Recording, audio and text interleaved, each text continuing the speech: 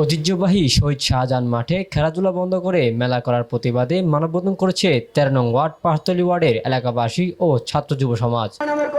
বুধবার ৪ ডিসেম্বর নগরীর ১৩ নং পাঁচতলী ওয়ার্ডের ঐতিহ্যবাহী শহীদ শাহজাহান মাঠে সামনে মেলা নামে বাণিজ্য চলবে না এই স্লোগানকে সামনে রেখে মানববন্ধন কর্মসূচি অনুষ্ঠিত হয়। এই সময় মানববন্ধনে বক্তারা বলেন, এই মাঠে এলাকার শিশুরা, স্কুলের শিক্ষার্থীরা সহ আশেপাশের সবাই খেলাধুলা করে। প্রতিবার মেলার কারণে শিশুদের খেলাধুলা বন্ধ হয়ে যায়। এতে করে শিশুরা মাদকসহ নানা অপকর্মের সাথে জড়িয়ে যায় এবং অপরাধের মাত্রা বেড়ে যায়। আমরা খেলাধুলার মাধ্যমে শিশুদের অপরাধ, মাদক থেকে দূরে রাখার চেষ্টা করছি, কিন্তু মেলার কারণে তা সম্ভব হচ্ছে না। আমাদের এই মাঠ আমরা খেলবো, পড়াশোনা করবো এবং খেলবো। আমরা ছোটবেলা থেকে এই মাঠে একদম খেলাধুলা করে আসতেছি, কিন্তু আমরা জানি না অলৌকিক শক্তির মাধ্যমে তারা দুইবার এখানে অবৈধভাবে মেলা সংগঠিত হয়। আবার পুনরায় মেলা করার জন্য মেলা কমিটি কোথা থেকে আসে, এরা মেলা করে এলাকার পরিবেশ পরিস্থিতি সম্পূর্ণ নষ্ট করে দেয়। আমরা এই মেলা যেতে দেবো না, সেখানে কিছু বিনিময়ে আমরা এই মেলা বন্ধ করে দেবো।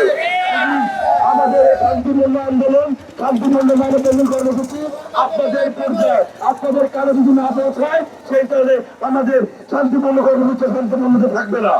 আমরা এখনো বলছি, আপনারা মাঠে যারা কাজ করছেন মেলা নিয়ে, আপনারা এখনই জিনিসপত্র নিয়ে চলে যান। আমাদের ভাই বোনেরা যারা মাঠে খেলাধুলা করে আজকে 10 দিন ধরে করে খেলাধুলা করতে পারতেছে না, এর কোনো অধিকার আপনার নাই, কারো নাই। এই খেলা বন্ধ করার অধিকার কারো নাই।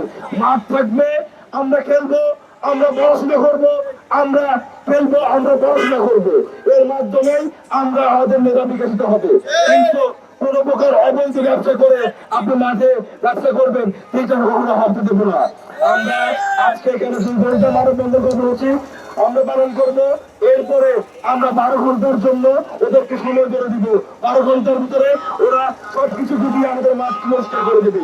এই মাঠে অবৈধভাবে মেলা করার জন্য ক্ষমতা কারো নাই। আওয়ামী লীগ কাবিনেট সরকার ছিল, তারা 2 বার এখানে মেলা করেছে, এবার কেন মেলা হাতে দিব না। আমরা এই মেলার বিপক্ষে। এই এলাকার সম্পূর্ণ একটুগুলো ক্রীড়া সংগঠন আছে এবং তারা এই মাঠে খেলা হয়,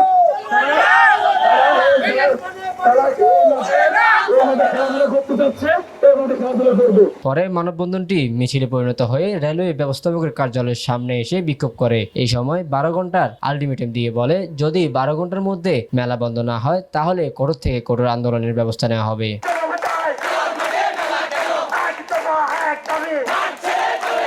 desk news, CTG online TV.